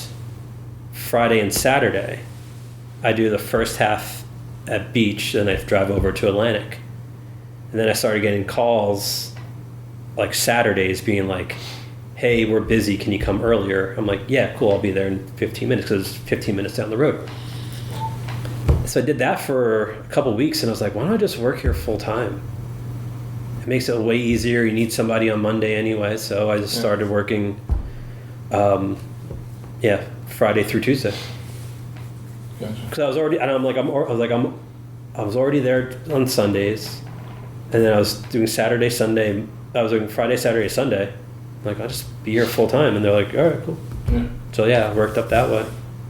But I remember like when we had opened up a new shop, and they had an offer. I was like, oh, I could go there. Yeah. And I was like, well, if I go there, would I lose the position to possibly get Atlantic? And they're like, yeah. I'm like, well, I want Atlantic, so I'm gonna, and definitely not to deny any of the people I want there, because that one shop, because it was stacked, but I wanted to get to Atlantic. I wanted to work with my hero in tattooing, my heroes, Yeah. Mike, Jeremy, and Mike. You know, it hurts me somewhat that people don't know how good Sweat is. Oh, that's great. As far as like executing a tattoo, this motherfucker can't be beat. No. He can't. He's be great. beat. He's great. Once a year, he'll send me 4 or 5 pictures and it's all just fucking face Yeah. melters. Just Yeah, crazy. that's the best though. When you you have those sleepers, those Well, yeah, unknown, those known who are only known to certain people. Well, what I love about it is that Guys that are Jacksonville's crawling with those tattoos. Yeah. Like he's a busy motherfucker all the time, and Jacksonville knows it. But you go to Jacksonville to see it. Like I love that about it. Born and bred. Like he belongs to that city, and those tattoos live there. Yeah. I love that aspect of it. But he's just so fucking good. It's hard to express. It's hard to just say how good someone is without seeing it. Yeah, he really is like, and then we had he lived in the apartment, also, the building. So we were all The legendary Sweat Durst. Sweat-Durst. Sweaty Mercury. Well, you were talking about. And then and Rennie came up, and then that was the whole thing too. Came down. Well, his hands were made me think of actually about Richard Stell. You know? Oh shit. Sorry. Perfect tattoos. Yeah. Well, Mike's doing all that stuff, finishing up all the Brian stuff. Yeah, perfect person to do that. At Shandor Rose, he's finishing a knee tattoo on Mac Tire. Oh, nice. Brian started. That's another person, Mac. It's just Well, that's what I'm saying. another Mac that's just what are we killer. gonna talk about? Let's talk about people that they don't know enough about, man. Mac Tire is killer. I still reference a lot of his photos for stuff. Yeah. So good. He has it. Such a great person. Like, I haven't been we've known each other for a long time. I knew him through Jeff Cribb from South Carolina, but just been such a great person and amazing talent. Well, So- part of the reason that he's coming here is because at the 20th, like I had just been singing his praises and talking about how good he was for so long, and he has like the personality of a player, but he's super genuine. Yeah. But he's real. The way he moves and the way he jokes and stuff is super playeristic. And when we hung out at the 40th, man, we just, as soon as we got together, we're in a crowd of people as we're outside hanging out, and we just started clowning people. He's so much fun. He's such a genuine person. But I was telling him about the lineup for the 20th anniversary down the street, and he was just like, "Oh, I just couldn't believe. Oh, he's a killer. He's a killer." And I was like, "And you?" And he's like, "What?" And I was like, "No, you deserve to be in the room." He's like, "Me?" And I'm like, "Yeah, dog." And he stepped more in the role of being great since that time, not because of that party, but just because of his evolution as a man and him getting his older. confidence and And his tattoos. his tattoos are amazing. I think They come right along with him. that He's just so good. maybe also just the stuff doing being more comfortable in New Orleans. Yeah. He's been down there now for a minute, and it's just like the stuff he's doing, is producing is great. He's got the environment he wants to be in. Yeah. He's got great people working. Great crew. And And that Kenny that works there, he used to be the piercer at Eddingsmith. Oh, really? He actually has the first tattoo I ever did down there. oh shit. Yeah, he's a solid guy. And Mac's such a good leader. He's like, we're talking on the phone last week, and he's like, Shandor Rose is a cultural experience. I'm shutting my shop and I'm bringing everybody. That's cool. And that's good leadership, man. Giving people a good job is great, but giving them experiences is also great. Yeah. Which is the reason that I invite people here all the time. I'm trying to curate an experience for my guys all the time with the guests that I have here. And Shandor Rose is obviously like an extension, a big version of that.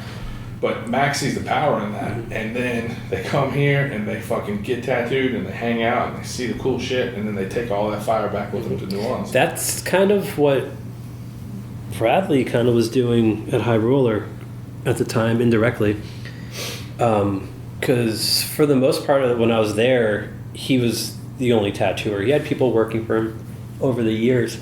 But when I started working there, he was working solo. But he would bring in tattooers like every month. Yeah. So that's how I got to meet a lot of the people that were older than me and my influences. Like, you know, within the first year of me working there, like the first week I worked there, Seth Safari did a guest spot. Then one after that was Timothy. Yeah. And I then knew Timothy had oh, that's where I started my ribs. Yeah. And then Chris, that's when I started my back. Then we had Grime, Brad Fink. Rasher came after I had left, but Mike. That's when I really met Mike, because he was coming up all the time. But we had a list of phone numbers to call whenever a guest was coming through. So Collectors, if you will. Yeah. Collectors, tattooers. So like the first person we would call would be Civ, because let him know, and the guys at Lotus. Yeah. Then we would call like Mike Rubidal, because he'll let the guys at Da Vinci know. Yeah. Then it would be this guy Dylan that worked over at Cliffs, Dylan Trifles, and then it would be Zam, and it would be like, but then you still had then a bunch of Brad's friends that were heavily tattoo collectors, Rob York and all those dudes. So it's like I got to meet not only the tattooer that was there working, I got to meet the tattooers that were coming down. I remember that person drew. Yeah, so Yeah. Jeff, that's how I met Jeff Cribb. Yeah. I met him when I was still counter guys, Jeff and Steve. That's when they were living up in White Plains working for Larry and JR. So then Jeff was coming down to get tattooed by Mike, because he already had a rapport with Mike, because he had gotten tattooed by him prior. So then Jeff was coming down, then JR came down, then Larry came down. So You know Larry's working Shadow, right? Oh, really? That's awesome. Brian, the kid on the end, I don't know if you know Brian. Yeah. But his name's Brian Tiger. He worked for Larry back in the day. He Oh, nice. also worked at Groove Tattoo in Bay Ridge. But he came here from Sailor's Grave in San Diego. Okay. But he's the real deal. And he was just like, after everyone said they wanted Rasher and Mario, and I said who I was planning on bringing already, he's like, you think you can bring Larry again? That's awesome. Like, Yeah, Larry's another one. Like, Legend. yeah, True yeah. legend. He opened up his shop early, but he had like Jennifer Billings working for him. Yeah. Yeah, that's a name no one even remembers anymore. Yeah. Because she did a lot, But yeah, it's crazy. It's fun. Like just Well, I just love knowing the all history this. of it, and you remembering the rosters everywhere and stuff is something. But back to your career a little bit, you from Ink Smith to Paradise to Jinx Proof, like all legendary shops, but you're just like a fucking daily tattooer. that's all I I ever love did. that. That's all I could do. Like That's what you want to do. yeah. I know. As I've always Yeah. understood it, as we talk, like that's the important. Like the guy who keeps the lights on is a facilitator for other things that are taking place. And I'm not saying one's more important than the other. And you get inspiration and you give inspiration and all those things, but just your consistency of just doing street shop tattooing is so important. And I know you're a humble guy. You're gonna probably change the subject, but it's an important thing, because we're talking about the waves and the ups and downs and all the things you've experienced and all you've seen, and you consistently come out the other side of that. But the truth is, like, the tattooing that you're doing is top level street shop tattooing, and it's my favorite thing. I think the street shop tattooing is something that's definitely been overlooked. Of course, because it's like celebrity chefs. It's not taking the cool. shine away from fucking diners, but diners are the fucking where people eat every day. It's the workhorses, like. But I always like. It's funny because you see all these books that are done, and highlighting amazing tattooers, but you're just like, why hasn't someone done the book on the street shop tattooer, the everyday person, the one that the majority, I'd like to say the majority of the industry can relate to. Yeah. It's because you're not trying to be flashy and wear whatever and have nothing on the walls of your shop, and other than some bullshit graffiti thing or something, like it. but it's just like, yeah, you're you're the street shop tattoo. Maybe not as much anymore, but the street shop tattooer is the thing that all of us should have come from. Yeah. Whether you moved on to, all larger things and whatnot, all full custom, that's great. Honestly, it really is. But your beginnings, all of our beginnings start somewhere. Obviously, in the past, however many years, it's changed. Like the industry it's changed, evolved. But at the same time too, you look at a person like Mike Roper.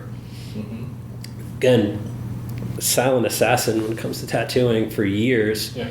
And the people that he's influenced, your Aaron Coleman, your Grimes, your Tim Lehighs. But Mike, he started tattooing out of a shop, and then a year after that, he started tattooing out of his house and never stopped until he moved to LA. But yeah. But then you're just like, the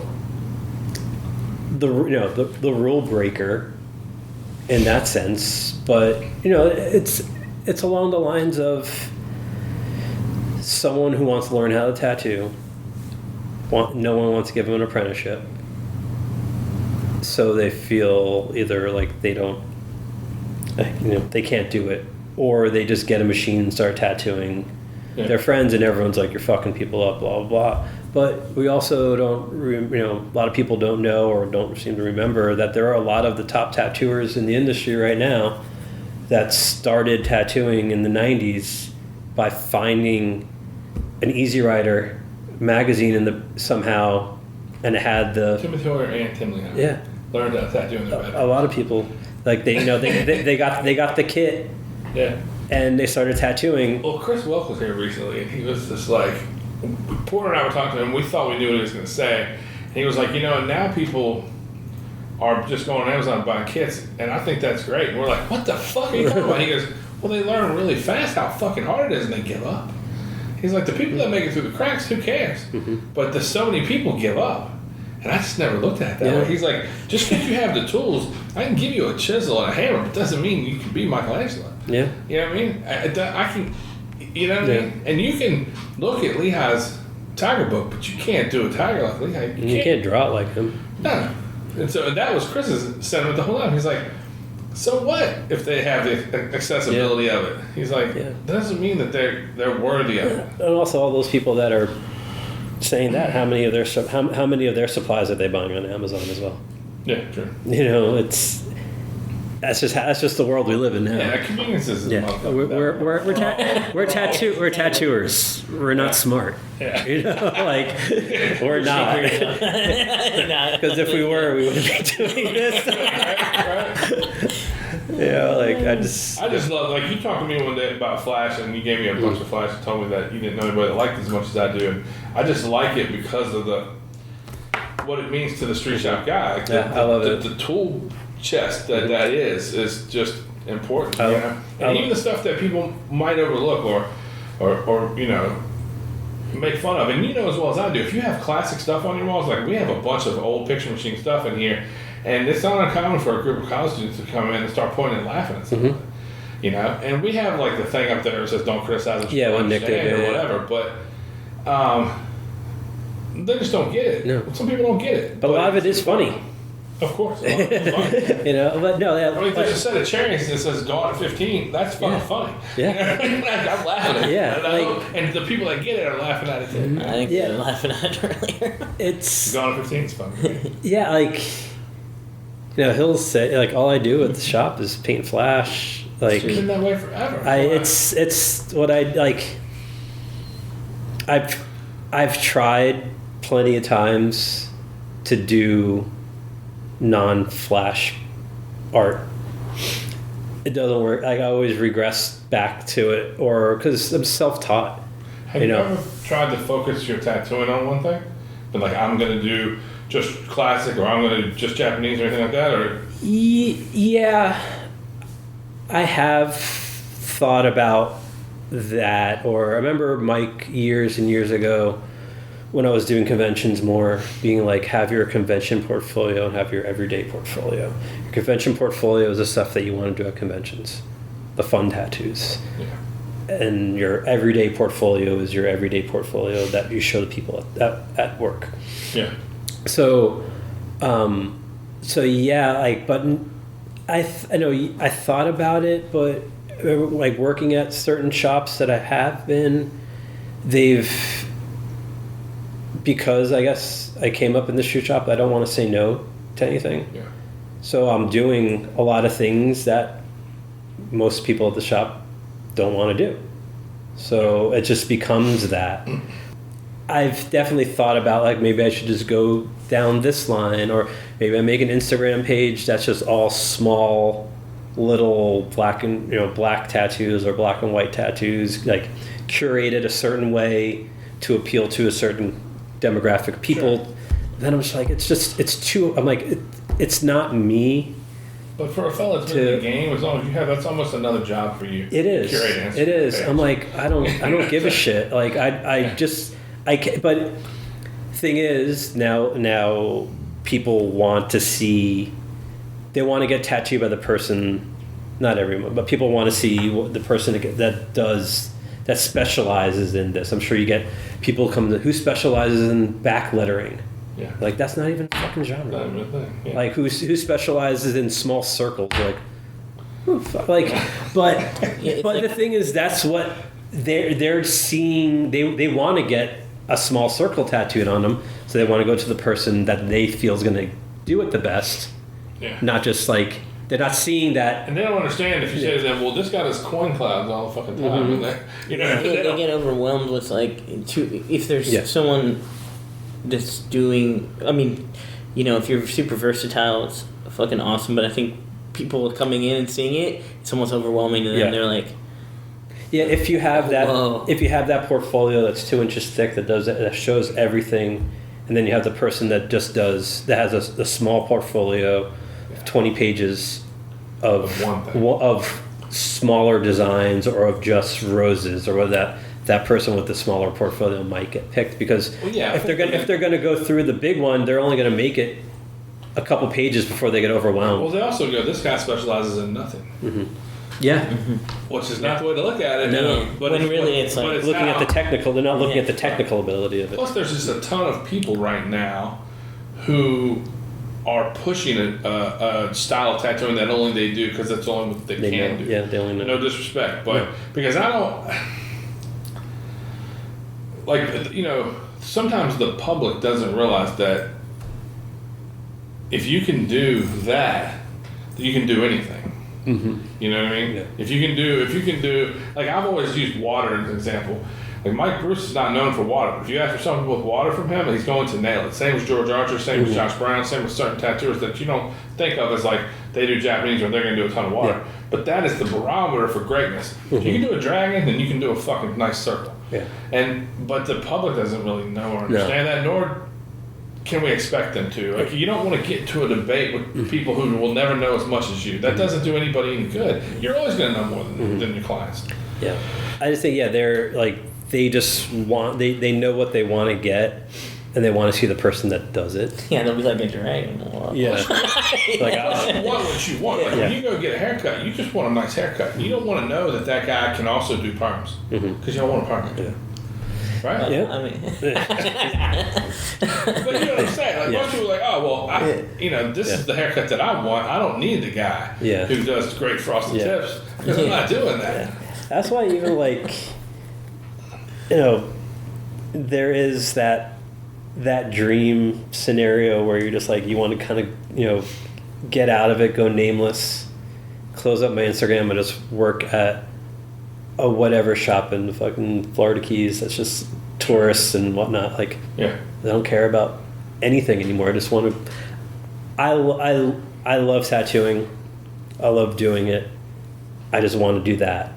I don't have to worry about Sure. self promotion, everything that comes with it. Well, the politics of the inside is like the thing that that kills it all. can kill it all, and it can also be discouraging to the spirit of it Mm-hmm. because you've dealt with things that were forced upon you and I have too, that I didn't ask for, but I had to because it's the nature of this thing. And it's souring. Fortunately, like, I just love the environment, the people. I'm lucky enough to get to choose the room. Yeah. You know what I mean? But sometimes you don't get to choose the room, and then you're dealing with some jerk off who thinks the most important thing is tattooing, when in fact the tattoo's the most important thing. And then it just kills your ambition to be there, and you're like, well, fuck it, I'm just gonna drive an Uber and keep my mouth shut all day long, you know. But but there is still an existence for you. Look at Tom Yak. Yeah.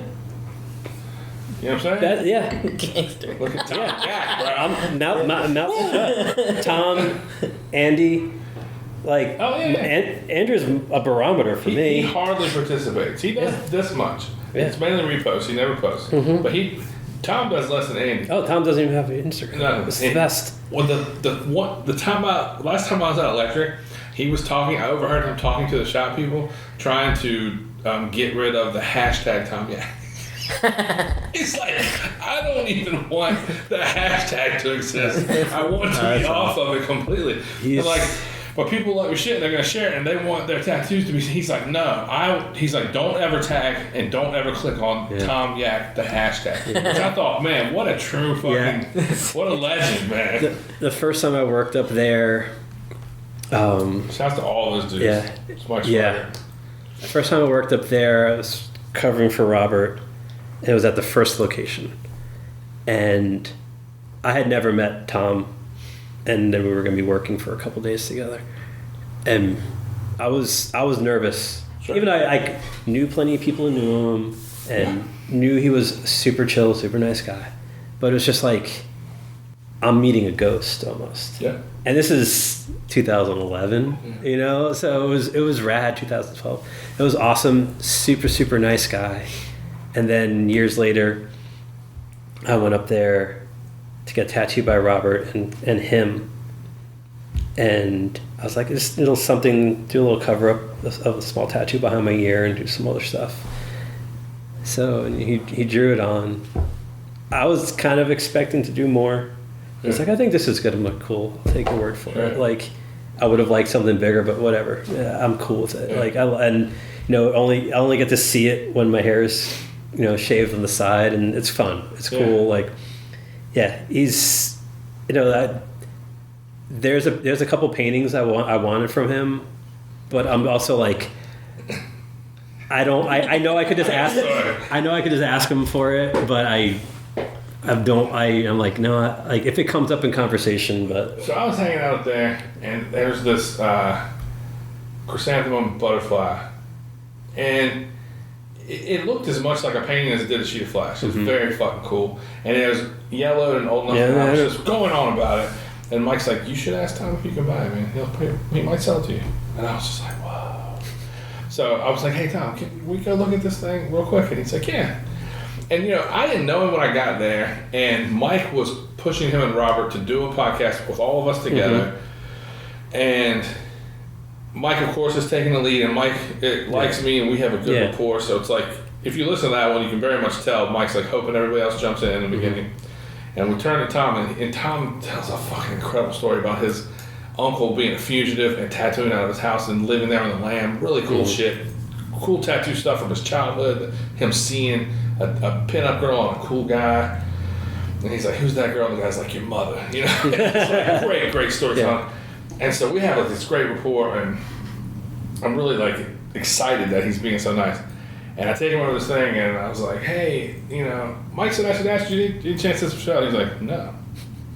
But the no was like, "I can't believe you asked." Yeah. You know what I mean?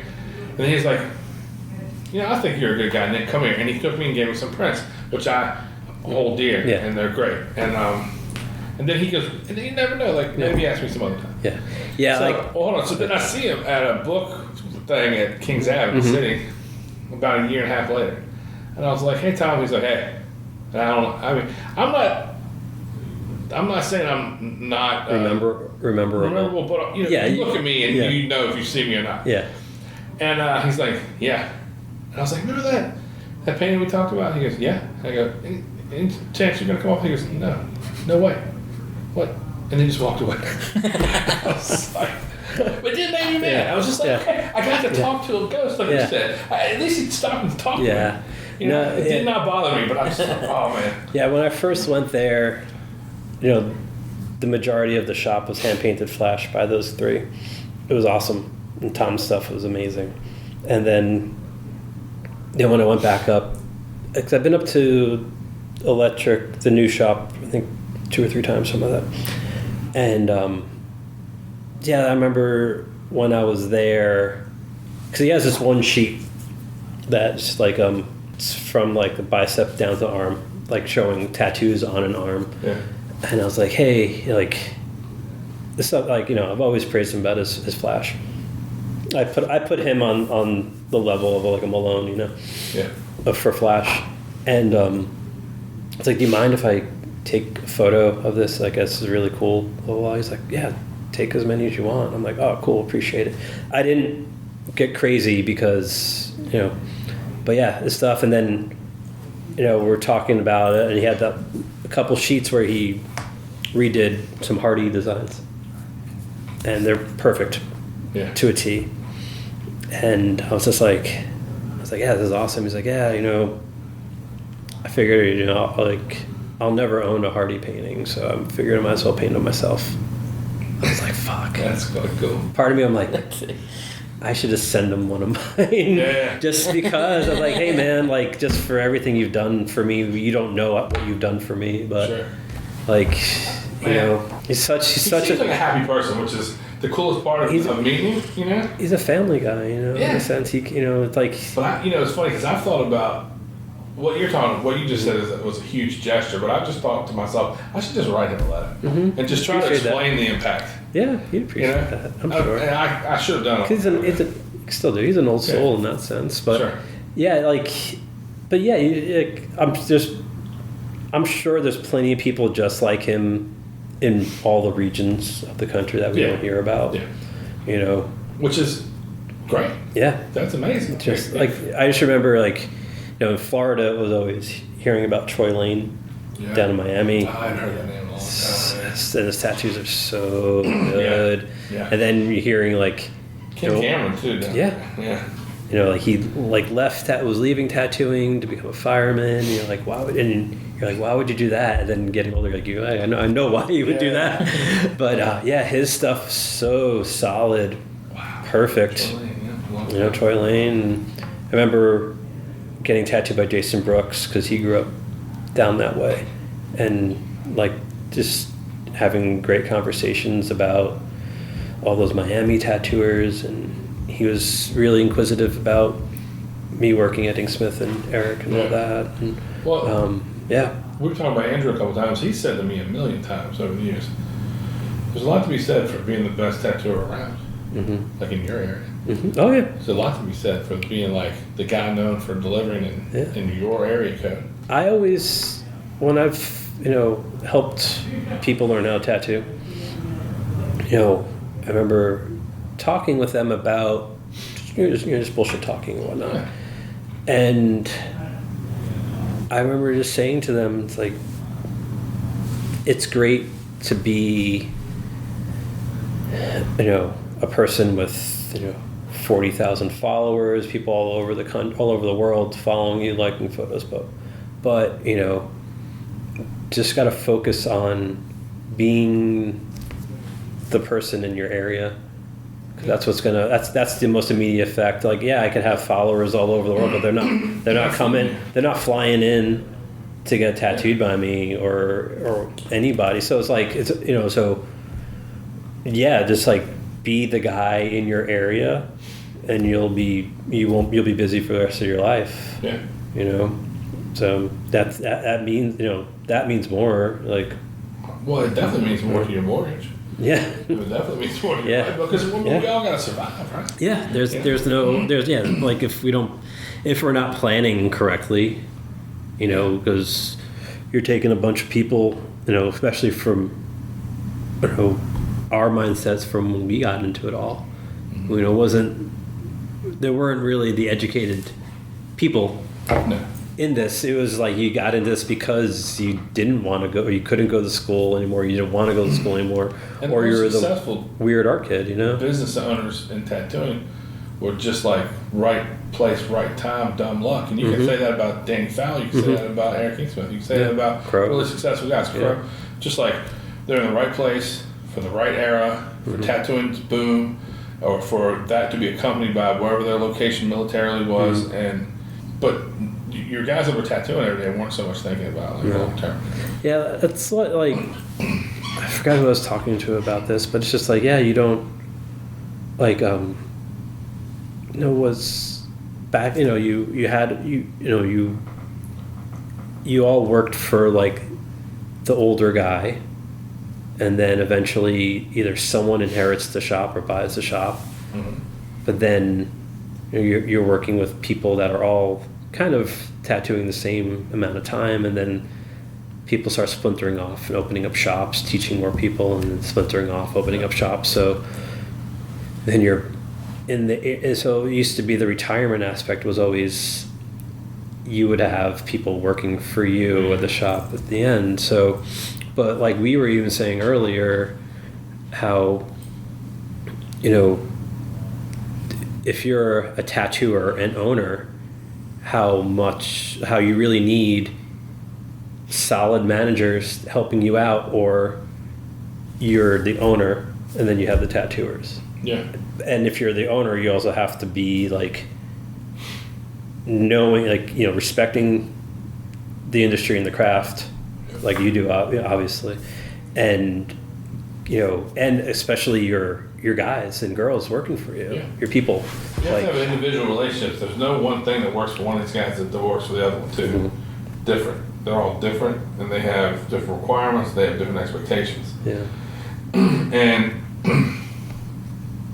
oftentimes tattooers are focused on their own artistic path. They don't have any interest in considering what's important to the next person. And why would they?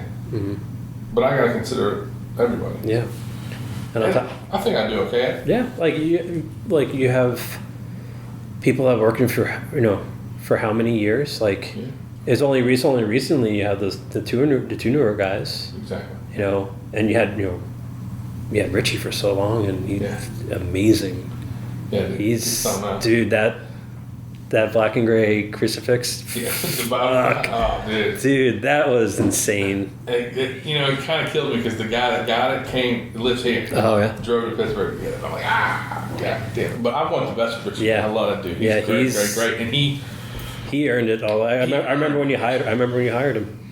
And when I hired him, there was no street shop aesthetic here. We had a look, but everyone was booked for a little while. Yeah.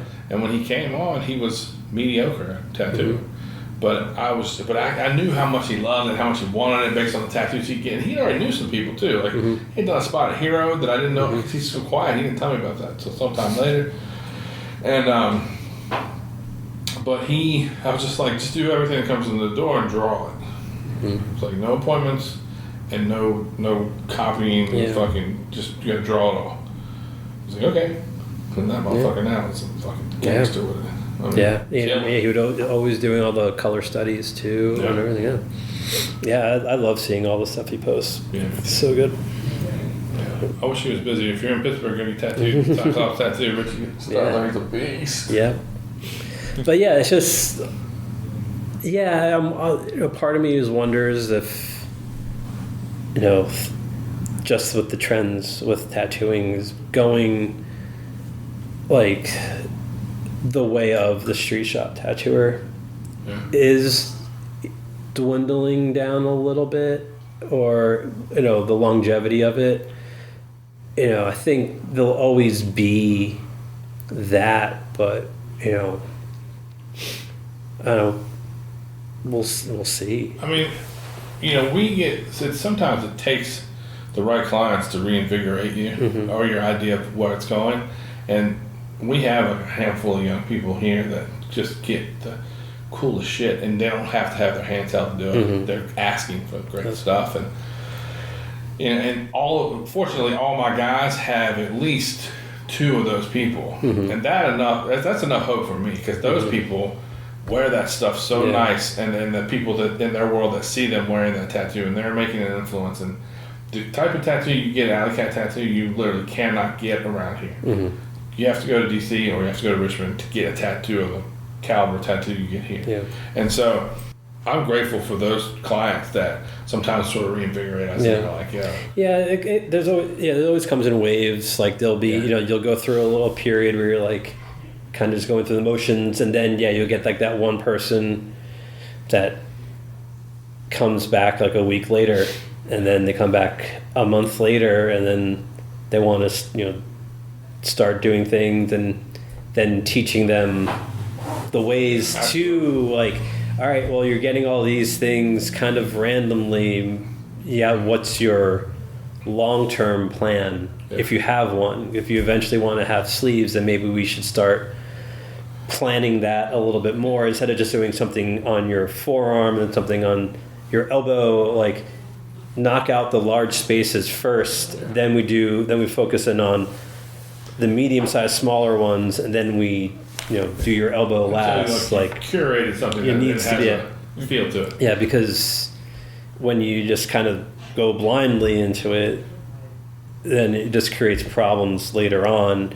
The hard part is having, relaying that over to the client and having them really understand or have to think, do they want that?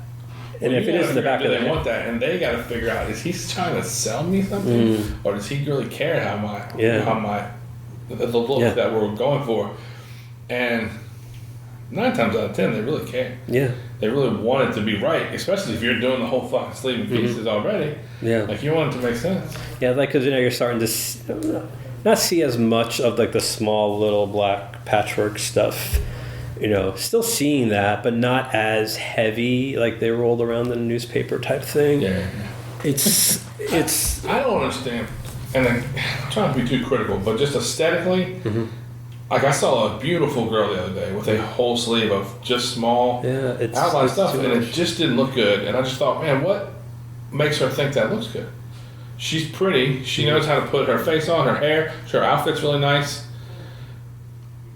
But I don't understand why she doesn't see that that's not appealing, that it's just simply not aesthetically nice. Possibly they're looking at the fact of a tattoo being on them and not thinking about how it looks. And that overall, yeah, true. I remember, talking with someone and getting the impression that they're just thinking tattoos are more like an accessory, not a thing that's going to be on them forever. Especially, some people don't think it's going to be there forever, or they're like, oh, if I don't like it, I'll get it lasered, or not knowing what they're getting. Yeah, just like, or like, I'll get a lip tattoo because it's not going to stay, or my palm tattoo because I think it's not going to stay. Well, it's not going to stay because the person who's doing it might not know how to do it correctly. But if you get it from Porter, it's staying. Yeah, if you get it from someone who knows what they're doing, it ain't going anywhere. Yeah. Just same deal with the white tattoos. It's all the stuff we were talking about earlier. It's like there's a vernacular that we use that they have heard. Now they use it against us to some extent. I know it sounds like a hater, but they don't really understand it. Yeah, they want a banger, but they don't know what that is. Yeah. Well, like people you said the word filler. It's like people just constantly misuse what a filler is, but it's okay because we've given them. We did it to ourselves. We handed it over, but I don't know. It just takes more of an explanation when you're actually talking with them, and usually if someone comes in with that, or you can definitely try to educate them a little bit more about being like, you want a filler tattoo on your arm when you only have a bicep tattoo and you're pointing at your forearm. Exactly. You just want a tattoo on your forearm. You just want a tattoo. Yeah, it's simple as that, and they don't have to mean anything. No. They just mean they look cool. It does not matter. That's about it. That's but anyway, Mike Bruce, right? that's the guy who will sell ice cream to an Eskimo.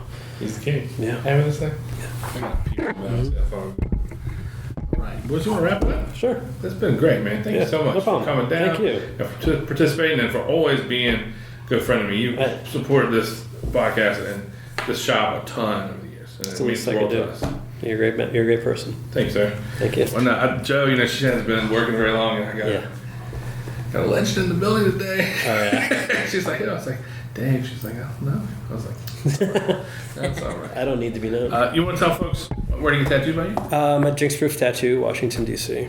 All right. That's about it. Yeah. Want to tell anybody anything? Nico's The shop won't be there. Nico's across the hallway from it. Right on. Yeah. Thanks, guys.